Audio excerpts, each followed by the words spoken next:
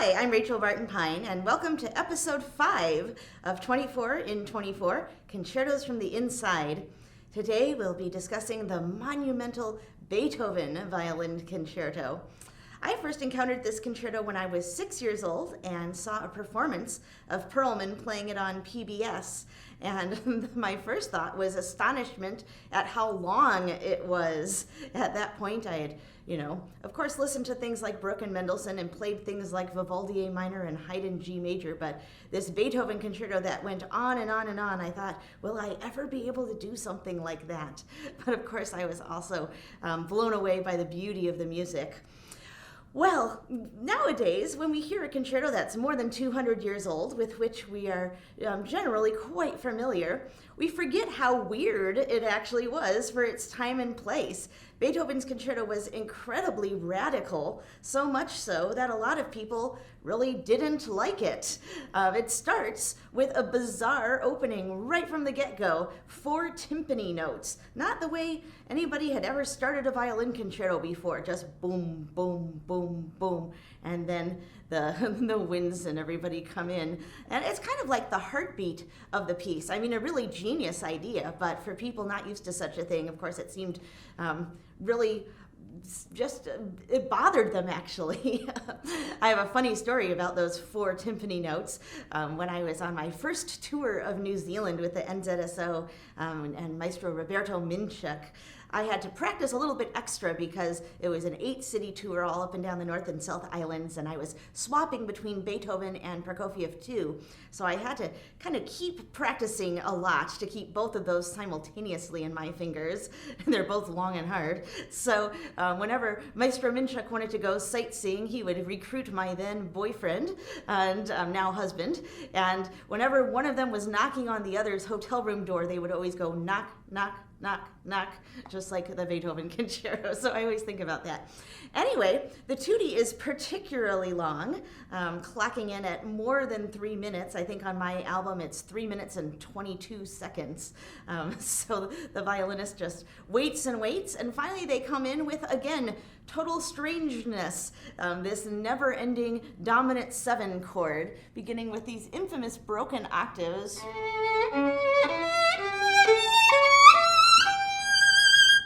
Now, I'm happy to report that after you do get to a certain level of violin playing or have a certain number of lifetime practice hours under your belt, at a certain point, those octaves are no longer the scary moment that they used to be. Just like the octaves at the bottom of the first page of the Mendelssohn concerto. They're really actually at a certain point not that big a deal. I still have to worry about a couple of things, making sure they're clean, making sure that the emphasis is on the right syllable, because you don't want... You want da-yan, with those lower notes really being pickups.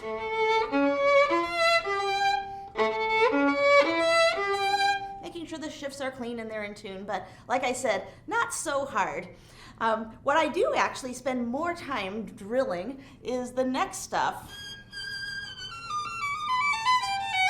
Because I think it's so pretty to not have any shifty shift sounds in that little thing of broken thirds. And so I have to kind of crawl my fingers down, and especially as I'm getting towards first, it's kind of a big major third stretch between my 2 and 1.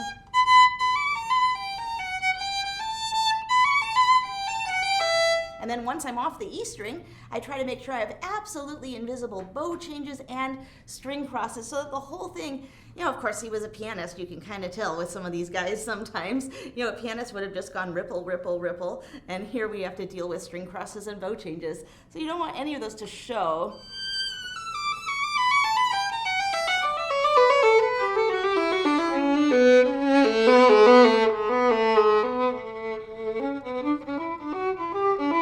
Still a dominant 7. Still. And finally, and then of course we have 4 drum beats again. So yeah, very strange stuff, but so pretty. So another way to understand how strange this concerto was for its time is to look at other concertos from the time. The French violin school, lots and lots of concertos by guys like Viatti and Rodet and Kreutzer, and even going, to Germany, but concertos by Spohr, also not at all like the Beethoven.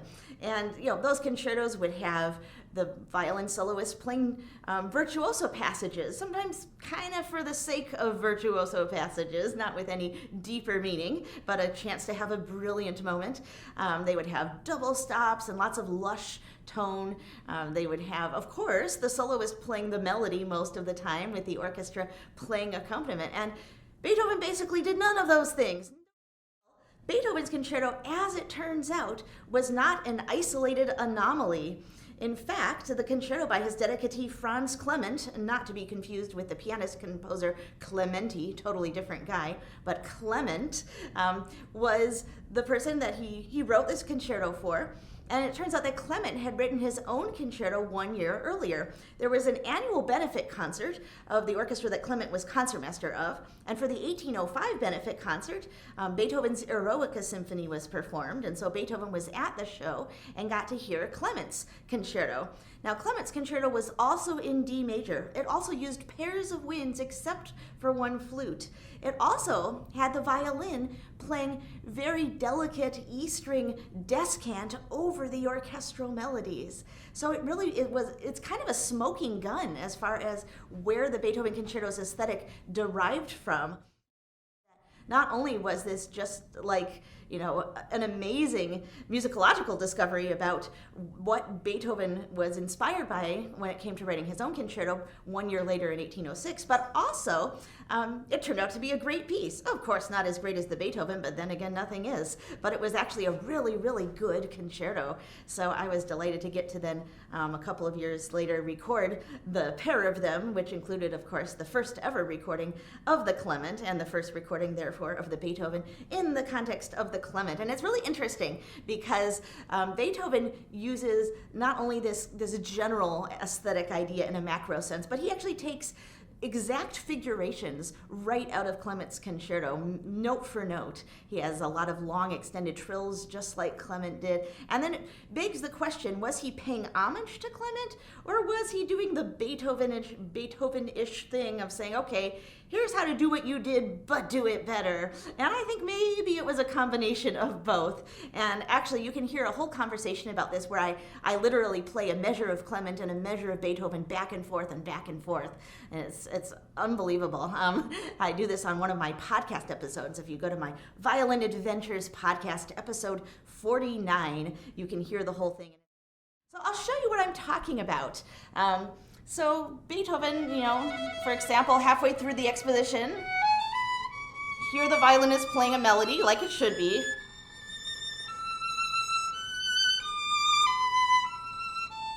And then, if you guys can pop that sheet music up there, you'll see that the orchestra keeps going with the melodies. Da, da, da, da, da, da, da, da, da, da, da, da, da, da, da, da.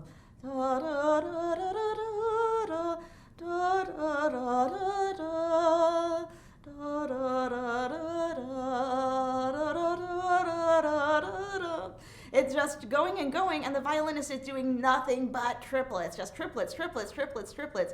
You can understand why the violinists of the time were like, what is up with this concerto? So after the violinist, then these triplets start.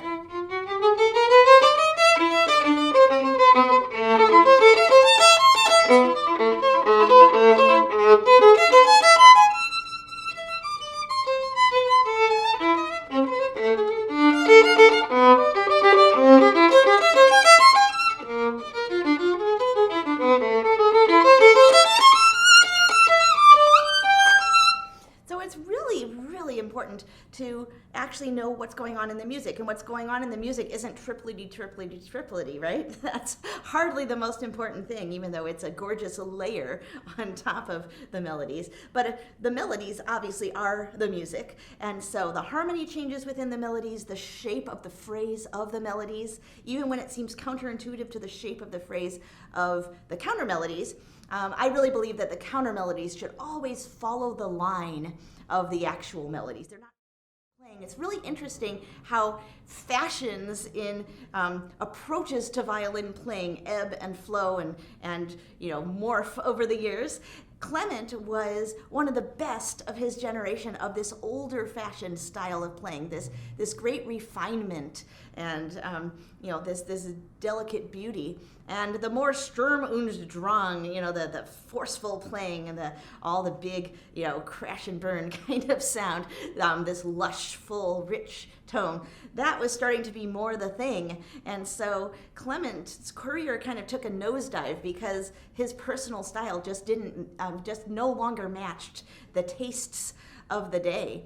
And it's really fascinating to think about how Beethoven was always true to his own voice, but he obviously also really did take a dedicatee into account, because if you think about the aesthetic of the violin writing of the violin concerto and compare it to, the Beethoven triple concerto would be an obvious example of something that's quite different, but really extremely different would be Sonata Number 9, the so-called Kreutzer Sonata, which Kreutzer himself never played.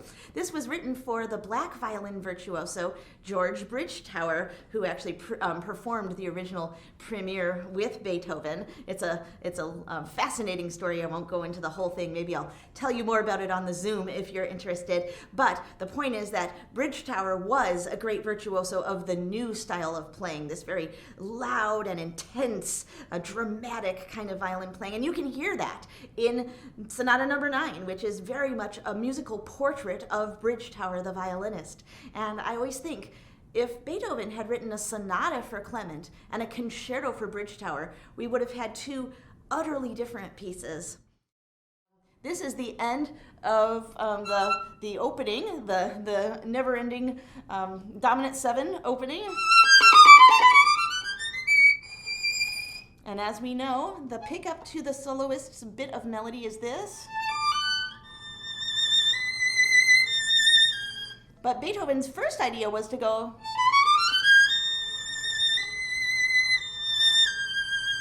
It's not unpretty, but it is a little pedestrian to have that scale kind of thrown in there. I think it's much more lovely to go ya-da-da-da-da. Of course, that's what we're all used to. But you can see how in the manuscript, he first wrote this scale and then later found a better idea. And he was always changing his mind even after the first performance. Basically, this concerto was a big flop. And so Beethoven was afraid that it would just, die, and that would be that, and nobody would ever know it, and it would be lost to history. So in order to preserve it, he transcribed it into a piano concerto. And it's really bizarre when you happen to be listening to the radio every once in a while, and this piano version of the violin concerto comes on, and you're like, wait, what is this? Wait, that's the Beethoven Violin Concerto. Wait, it's being played on piano. What is going on here? But what is really interesting is that for his violin concerto, he did not write any cadenzas. In a typical classical period fashion, there's room for a big cadenza at the end of the first movement after the final section, so after the recapitulation before the coda. There's a little transitional cadenza moment at the end of the second movement, and then just one cadenza, no Eingangs, but one medium-sized cadenza after the last section of the rondo before the final coda in the third movement. So Beethoven didn't write any of them for the violin concerto. No doubt Clement improvised his own. But Beethoven did write cadenzas for his piano concerto version of his violin concerto. Of course, he himself was a pianist.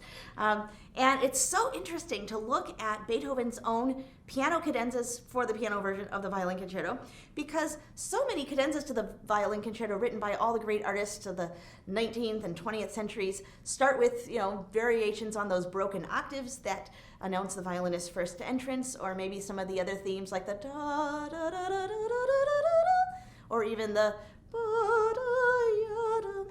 But Beethoven does something that nobody else actually does. He starts his cadenza with the tutti blast that follows the exposition and recapitulation, the first and last sections. This da da da da da da da dum bum bum, and it's a motive that the soloist never actually plays in the solo part, but that's how he starts his cadenza.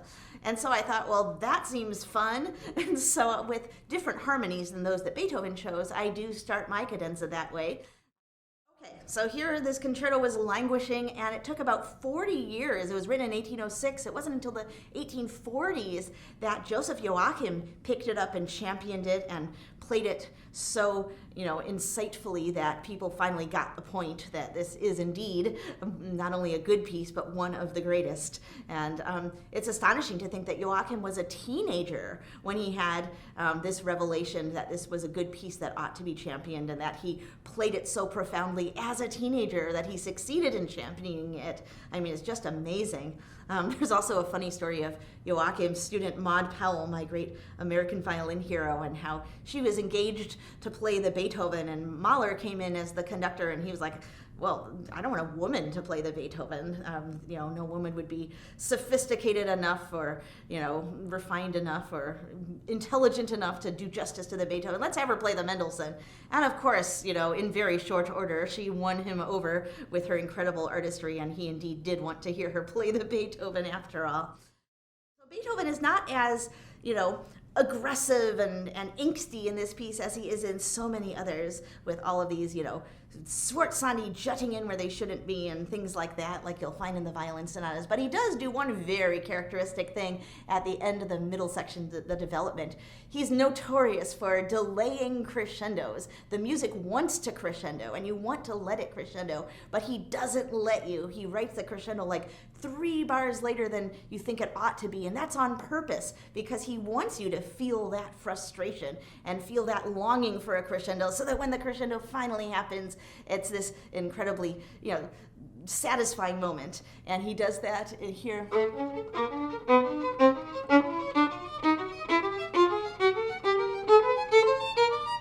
Still soft.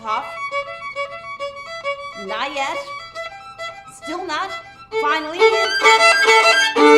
And then the orchestra comes in with the opening melody. Da, da, ya.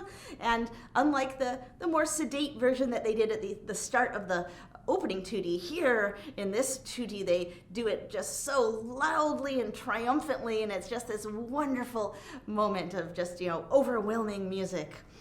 Well, let's move on to the second movement. So this movement is also even more delicate, if that's possible. Some people think of it almost like in a religious way. It just touches your heart so much. And in a way, you want to linger on and, kind of like indulge in every measure. And so I totally understand the temptation to play it adagio, which so many people do. But it's marked larghetto, not largo, larghetto. And so I do think Beethoven wanted it to flow along to a certain degree. But what's interesting is this movement doesn't develop at all. All 3 of the themes are in G major.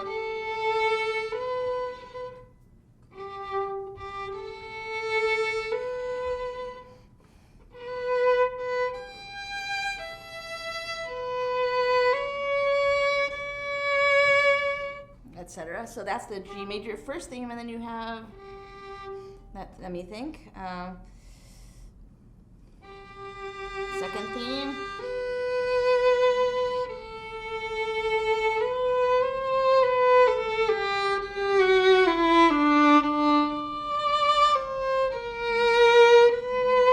Third theme.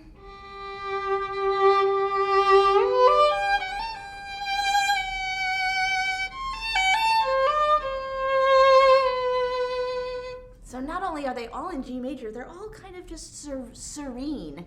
And so this movement doesn't develop. It doesn't go anywhere. It's just like creating this mood. And again, this works incredibly beautifully, but it was totally radical for its time structurally. So you're just listening in the distance. And then here you are with your violin, and you're just improvising. Almost like the person playing the theme doesn't hear you, and you're just kind of indulging yourself. Just making it up as you go along, inspired by the music.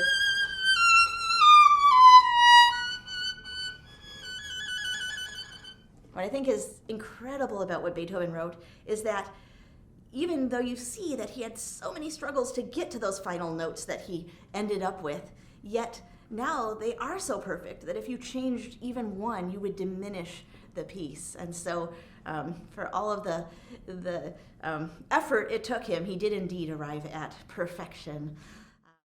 And then, of course, after being on the G string, it then goes to the E string. And I do a particular pattern of articulations, which is somewhat based on some of the inconsistent and incomplete articulations that Beethoven put on the page. But I do a little break here, not a legato, so, and then a little hook. And then those are, of course, arpeggios. And then here, where it becomes more of a stepwise melodic line, I legato this, but then I have a little space here to keep with the classical period aesthetic. And sometimes people put a Notchschlag, but you can go either way. Lately, I've been doing it without, so.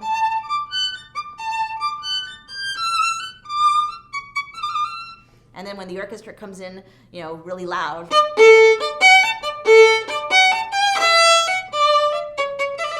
I have them match my articulation. And then they have a section with this wonderful rhythm, the dun, dun, dun, dun, dun.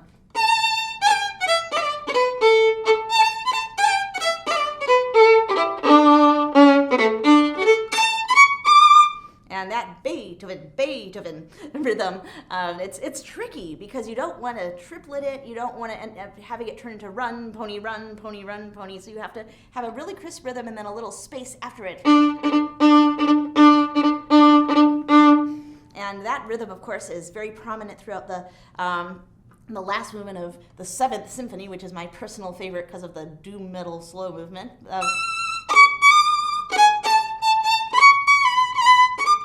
And then,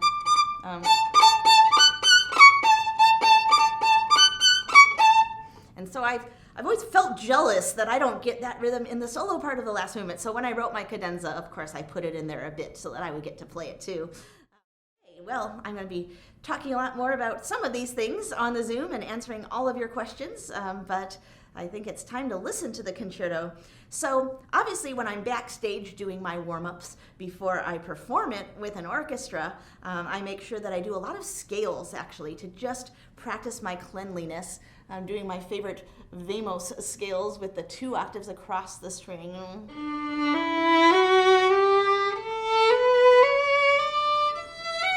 To really drill my invisible string crosses and invisible bow changes and narrow vibrato.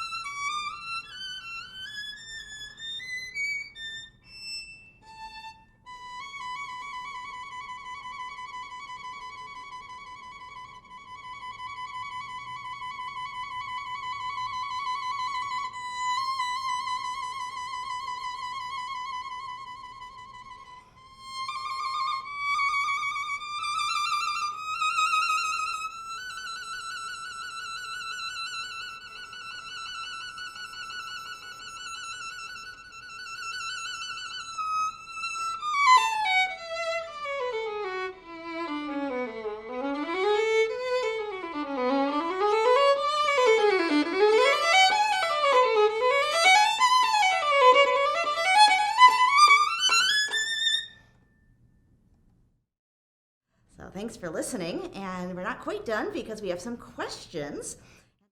Okay, and our next question is from Hannah. Hi, Ms. Barton. My name is Hannah Bingham, and I'm so thrilled to be able to ask you this question today. I was wondering what you felt as the soloist was the most magical passage in the Beethoven Violin Concerto.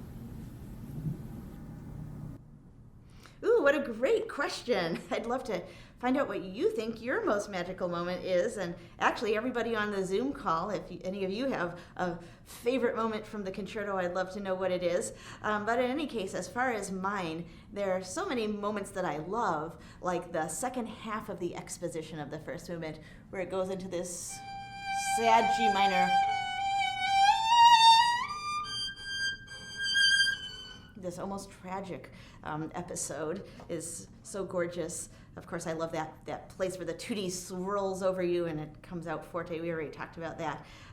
But magical, that's a different question than just favorite. Well, the entire second movement is one big magical moment. But if I had to pick just one spot, it would definitely be the coda, the start of the coda of the first movement. So after the cadenza ends, then you have this theme, very hushed. I love it when music does that. It's almost like not the theme itself, but like a memory of the theme. And it's very far away and still and just pure. And yeah, like you said, magical. And the orchestra is hardly doing anything. I wish I could pop the score up for you, but I didn't think of that moment. But they just have a couple of pizzicato notes. Very floaty. All right, well, thank you for your questions, Judy and Hannah. And we're going to be hopping over to the Zoom and answering lots more questions in just a sec and sharing with you lots of these different cadenzas that have been written for the concerto. So thanks so much for watching. Next week's episode will be the Khachaturian Violin Concerto, the great Armenian work. So really looking forward to that, and have a great week.